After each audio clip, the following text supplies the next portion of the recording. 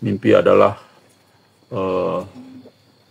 merupakan petunjuk, kabar gembira dan peringatan bagi umat Islam setelah Nabi Muhammad SAW wafat ya. Jadi ini sangat amat penting dan amat sangat menjadi rujukan bagi kita dalam rangka aplikasi perjuangan. Tetap kita berpegang kepada Quran dan hadis. Justru percaya mimpi itu karena hadis ya. Jadi jangan dibalik-balik seolah-olah kita hanya percaya mimpi, tidak percaya hadis. Justru Anda yang tidak percaya mubasyirat, Anda tidak percaya hadis berarti. Karena hadis banyak ya, lebih dari 50 menyatakan bahwa petunjuk dari Allah langsung ketika Nabi Muhammad SAW wafat adalah dalam bentuk mubasyirat. Saya akan membacakan mimpi Mas Mujianto ya. Dan ini penting, semakin membenarkan beberapa hal. Yang pertama, dalam mimpi ini menyebut ada gambar Muhammad Qasim ya. Artinya ini saksi kesekian bahwa Muhammad Qasim statusnya sebagai calon Imam Mahdi dibenarkan oleh mimpi-mimpi yang lain. Rekan sekalian, perlu diketahui kita sudah lebih dari 50. Ini anggap sajalah kurang lebih ke 51 ya. Saksi-saksi lain yang menyatakan kebenaran Muhammad Qasim sebagai calon Imam Mahdi kita. Nah, jadi saksi ini saksi yang benar kalau kita pelajari dari mulai awal penyebaran mimpi Qasim kan mulai banyak tuh saksi bermunculan ya. Melihat Muhammad Qasim menunggang kuda putih, melihat Muhammad Qasim memimpin pasukan, melihat Muhammad Qasim bicara dengan yang lain dan sebagainya. Pokoknya intinya banyak sekali isi-isi mimpi sebagai saksi. Dan tidak pernah saksi-saksi ini mengancam. Kalau tidak percaya saya, maka kalian masuk neraka. Atau kalian tidak benar semua. Yang saksi yang aku nih saksi yang benar. Dan aku nih anak nabi ya sebagainya. Nah, saya kira tidak perlu sampai ke situ karena faktanya saksi-saksi ini udah berlangsung lama ya. Sudah sejak bahkan jauh sebelum mimpi Muhammad Qasim disebar, sudah ada yang melihat Muhammad Qasim sebagai bukti kebenaran. Dan alhamdulillah sekali lagi ada juga yang memimpikan saya. Saya udah ada 3 orang nih yang memimpikan saya jauh sebelum saya muncul. Ini salah satunya misalnya Mbak Nopi di sini. Kenapa Mbak Nopi sampai memaksakan diri? Bayangkan ya. Mbak Nopinya ada? Tidak ada. Bagus kalau gitu. Jadi ya sedang tidak ada. Mbak Nopi itu bayangkan rekan sekalian ya, keluar mundur dari pegawai negerinya, PNS-nya. Bayangin ya. Tidak ada masalah. Bahkan beliau dicegah oleh atasannya untuk keluar. Karena Mbak Nopi ini salah satu yang sangat cekatan di dalam tugas-tugasnya. Dia yang bersangkutan ingin ujlah karena memimpikan saya sejak dia sekolah kesehatan. Jadi kan D3 kesehatan ya. Nah, itu sudah memimpikan 2002 kalau tidak salah. 202 ya, 2002 berarti memimpikan. 20 tahun yang lalu. Ya, 20 tahun yang lalu. Dan ingat terus mimpi itu. Dan ketika tidak sengaja membuka channel Gajah, dia kaget.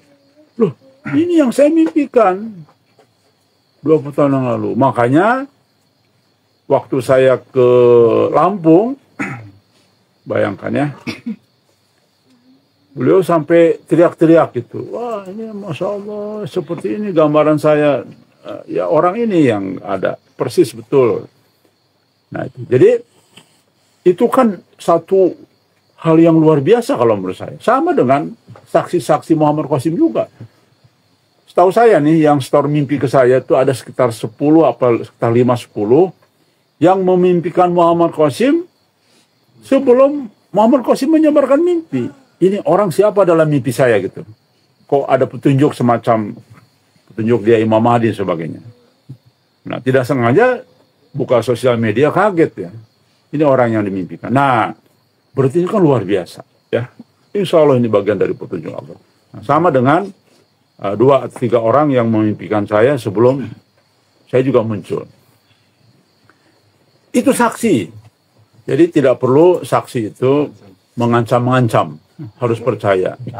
Nah, jadi cukuplah 52. Nah, ini sekarang anggap saja sudah, saya lupa, pokoknya sekitar 50 waktu itu ya.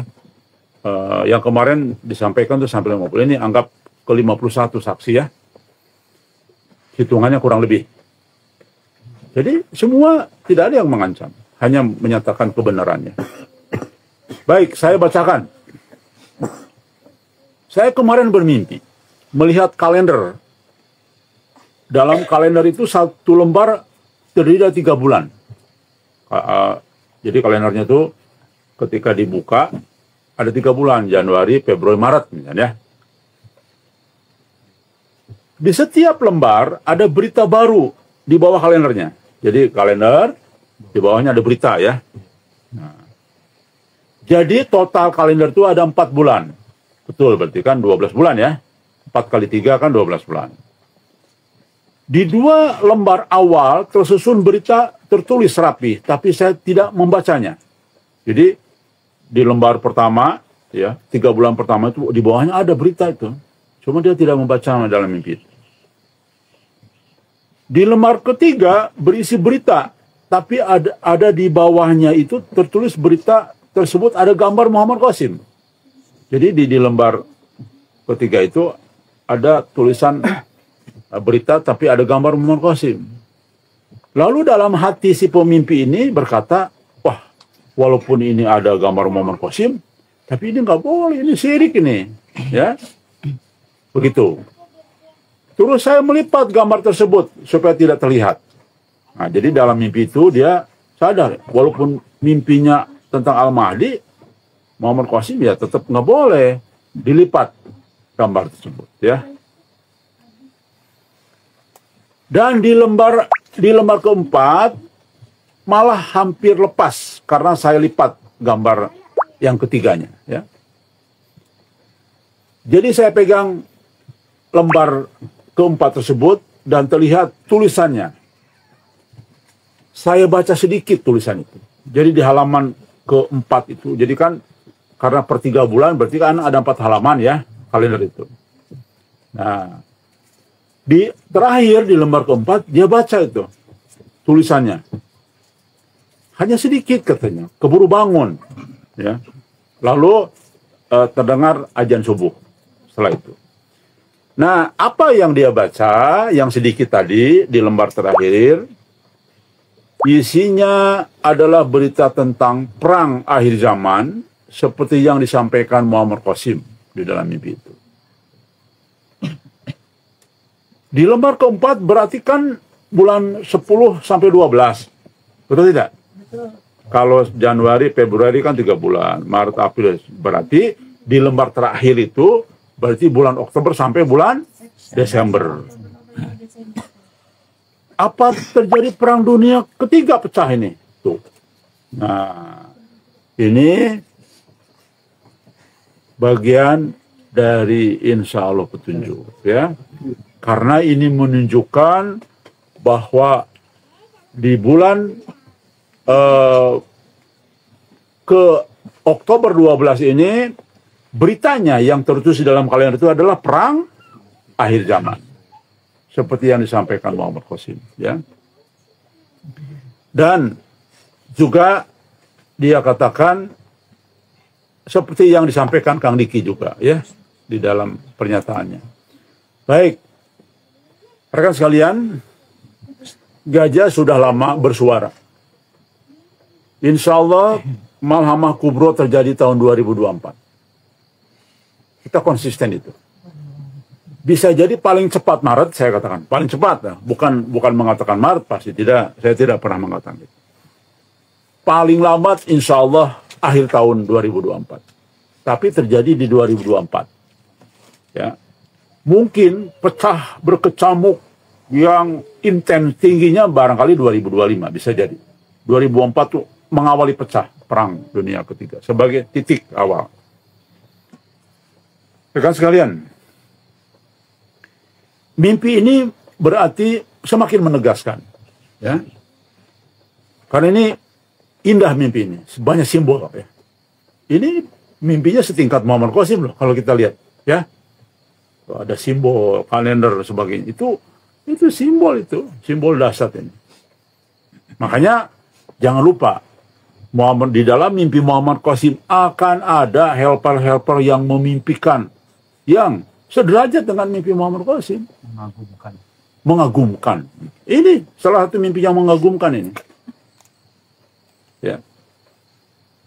Jadi jangan abaikan mimpi teman-teman lain. Dan lihat dalam hadis, ya, jelas. Jadi orang yang selalu mendoktrin sampai hari ini hanya lihat mimpi Muhammad Qasim, itulah saya katakan kaki tangan Dajjal. Karena dia nutup-nutupi. Masuk dalam definisi perilaku Dajjal. Dia tidak mau terungkap kebenaran-kebenaran itu. Sama dengan kita nih merintis tanah ujlah. Dari dulu kan kampanye, ngapain tanah ujlah, ngapain? Wah gitu, ngapain?